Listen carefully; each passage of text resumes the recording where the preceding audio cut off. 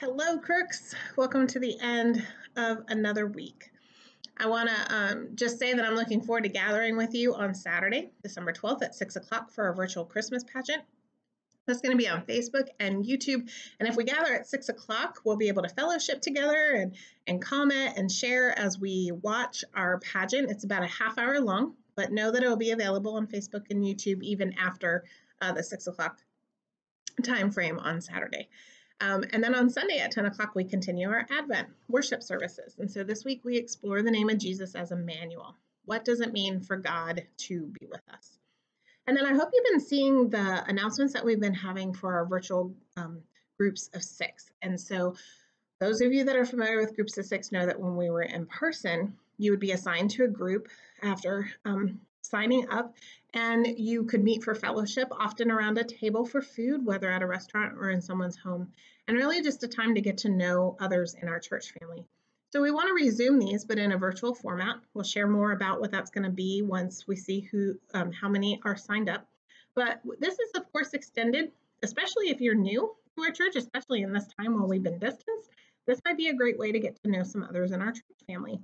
And so I just encourage you can sign up through your e-news or the church website to participate in that. If you have questions, you can contact me, Sheila Ponder, or Bob Dodd, who are our coordinators for groups of 6.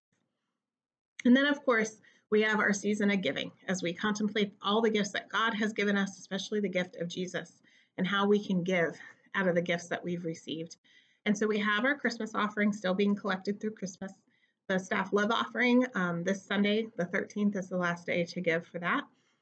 And then many of you received the email that I sent out this week about the Villagra family, who we want to partner with the community and trying to support during this time. The Villagras live in Edge Hill, where many of our church family live. I happen to know this family through my experience in the neighborhood, especially with swim team, and also through Hannah's school. And some of you know that the father of this family, Pablo, was shot during an attempted robbery at our local 7-Eleven. He is in the hospital still, having had surgery. He has a road to recovery ahead of him, and we know that this has created some need for their family that has 3 small children. And so if you want to give a gift, you can direct that to the church, make it out to the church, and designate it for the pastor's discretionary fund. And I'll make sure that that gets to where these gifts are being collected to be used best for the family for things like groceries and Christmas presents and for upcoming expenses.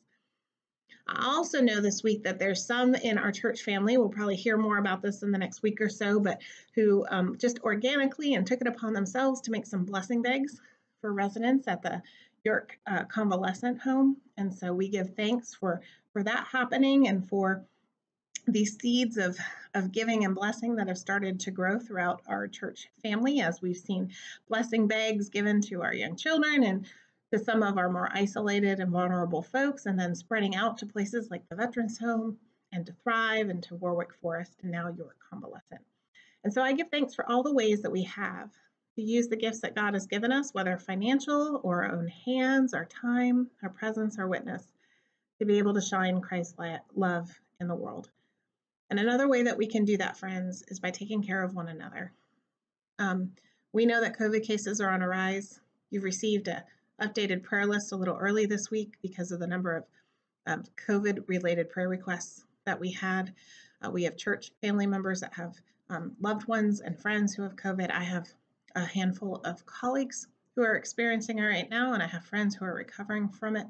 We know that this is serious. We know that the governor has issued some new restrictions for us that I pray you take heed to. I know we all have varying opinions and thoughts on this and what we should and should not be told to do. But I pray that we can think about this as an act of love to keep one another safe and healthy. It's not just about us. And so I pray as an act of love, you continue to wear a mask. You continue to social distance. Of course, all those wonderful hygiene practices we should have no matter what. But especially in the season when family and friend gatherings are so common, I pray that you take heed to the guidance that we're receiving of how to make those safe if you do choose to gather. Trust your own discretion and wisdom, but to do that in the safest way possible. I love you. I want you to be well, and I want us all to be well. And I want us to be bearers and witness to how we're meant to care for our neighbors and love one another. So friends, be well, Be safe. Know I'm praying for you, and I look forward to gathering with you for our virtual pageant and for Sunday worship. Blessings and peace.